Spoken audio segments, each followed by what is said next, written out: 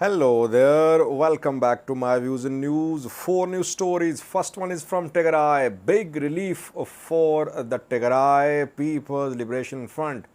Federal High Court today gave a big relief to this party, not eligible to contest election, but still the party is hoping to be the next government in Tigray after elections are held.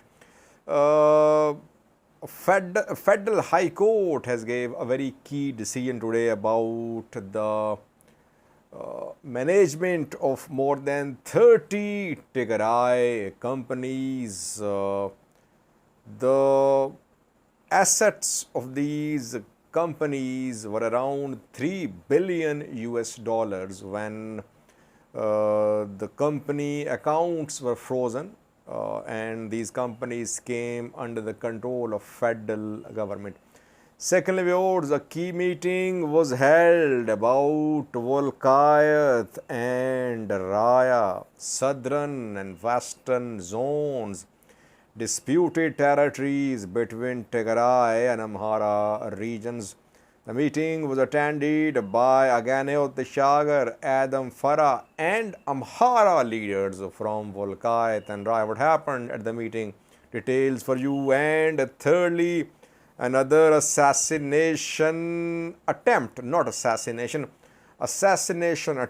in the Amhara region, this time in Gonder city. And fourthly, Ethiopian federal police claimed it has arrested some individuals who were on their way to supply ammunition, weapons, uniforms to OLA fighters. Interestingly, the arrested people were using a government vehicle. Firstly, viewers, Endowment Fund for Rehabilitation of Tigray, effort. Its acronym is effort. Effort is a conglomerate of companies established in 1995. It has several companies which have massive investments in agriculture, mining, cement, textile, and other industries. It was founded in 1995. Companies were formed. Companies were obviously working under the administration of Tigray leaders. And all these companies had assets in billions of US dollars. Reportedly, when the war broke out, the total assets of effort companies were around 3 billion US dollars. Then came the war. War broke out in November 2020 between Tigray forces and Ethiopian federal government supported by Eritrean army. These companies' accounts were frozen, and Ethiopian federal government formed a committee to head these companies. Companies' assets came under government control, you can say. After Pretoria deal was signed last year, TPLF called for regaining control of these companies, which include big companies, big factories like Almada Textile Mill, Misibo Cement Factory, etc.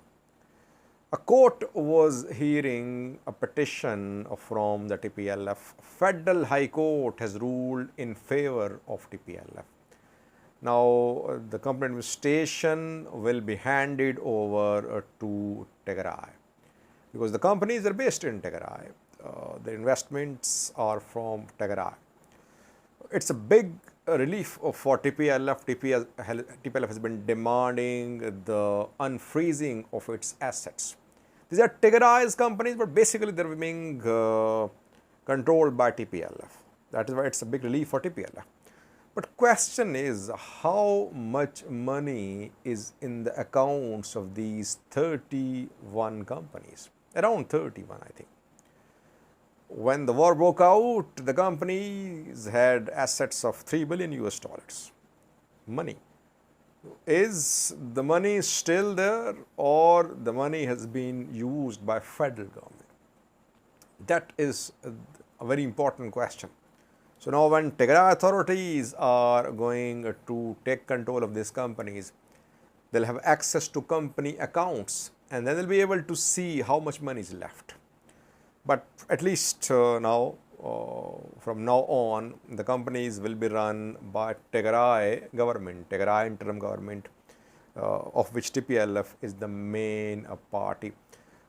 So TPLF has got a relief, but TPLF is still not eligible to contest election. NABE refused to restore TPLF's status as a political party a few months ago. NABE asked, National Election Board of Ethiopia asked TPLF to apply for new registration. TPLF refused. Now NABE chief Bertogan Medeska is going. I think Friday is her last day in office. She resigned last month, but on Friday she'll officially relinquish charge. Let's see who the new NABE chief would be, and the new NABE chief, will he restore TPLF or not? That remains to be seen, because Bertogan and TPLF has history of some bad relations. Bertogan remained in prison when EPRD was in power. Later she was forced into exile, reportedly. Now, when she was NABE chief, she refused to reinstate TPLF. Let's see who new NABE chief will be. Will he restore TPLF? But so far, a good news for TPLF. It's going to get control of these 30 companies. Now, Wolkait and Raya, a key meeting has been held in Bahirdar, reportedly. Some say in Addis Ababa. Location, venue is not clear. But most sources are confirming their meeting happened.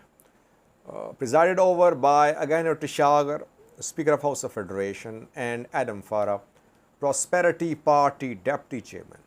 Prosperity Party has two deputy chairmen.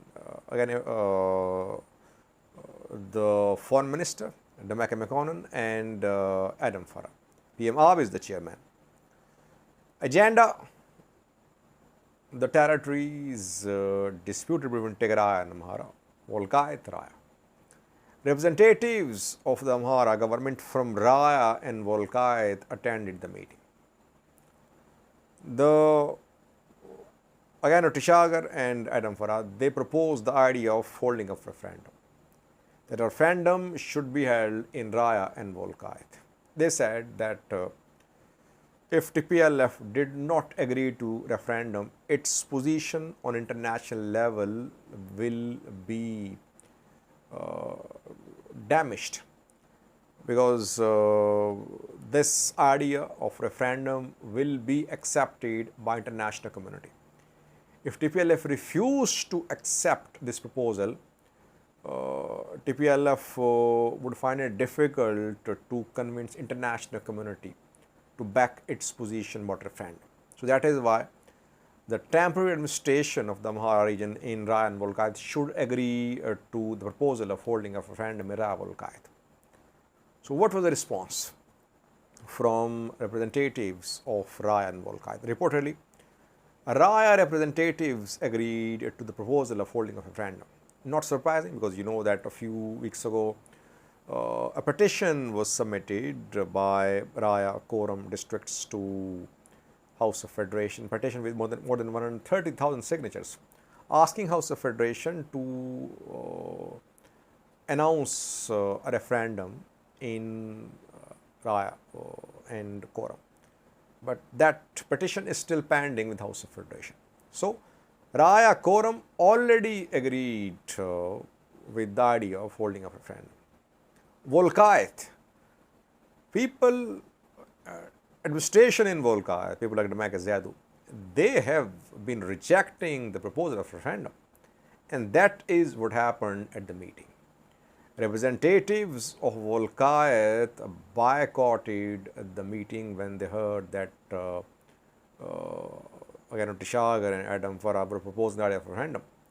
They left, they departed reportedly, meeting ended abruptly.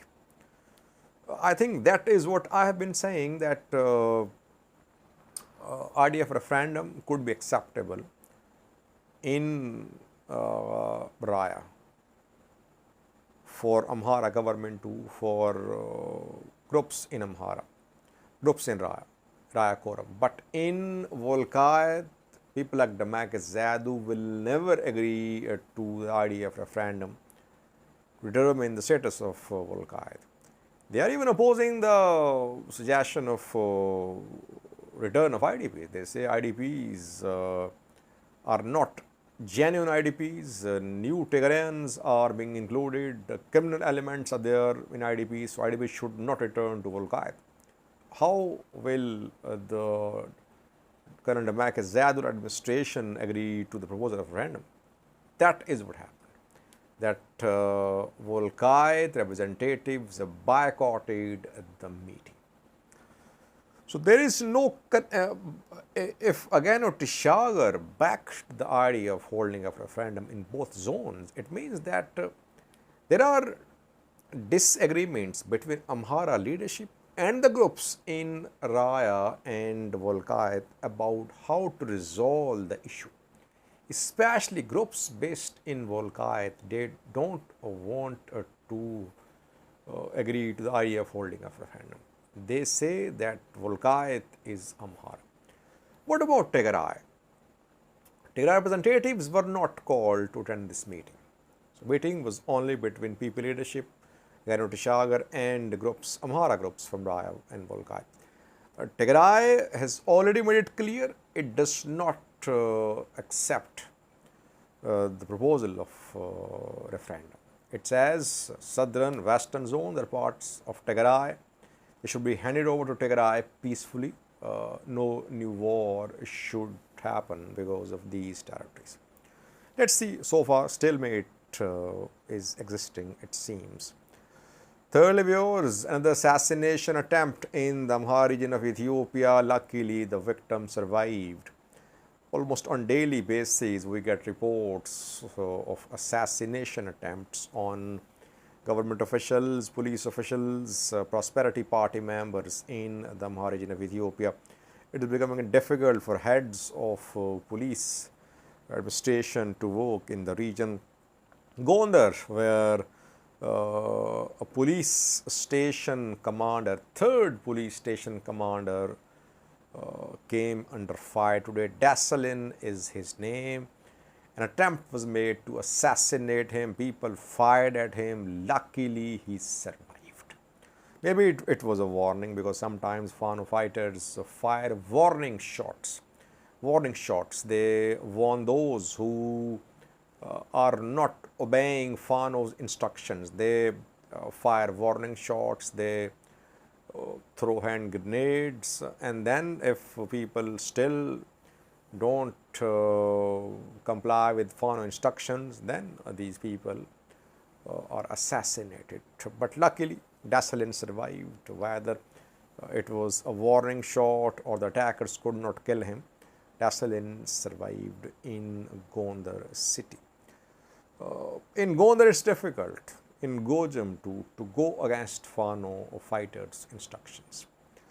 Last viewers, the federal police arrested some individuals in Awash who were on their way allegedly to provide logistics to the OLA Oromo Liberation Army.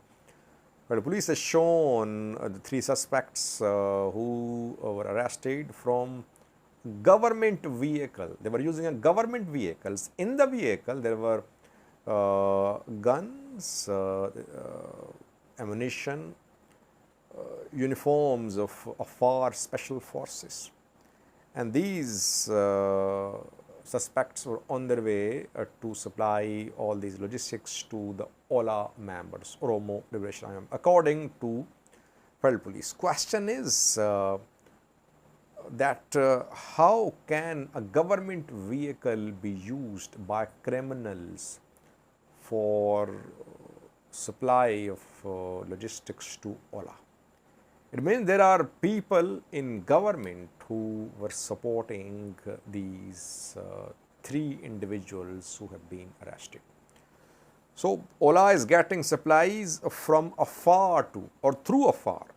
They were arrested in Awash, I think, in afar. Not just in Oromia, but from outside Oromia to OLA is managing to get supplies for its fighters. Thank you for watching.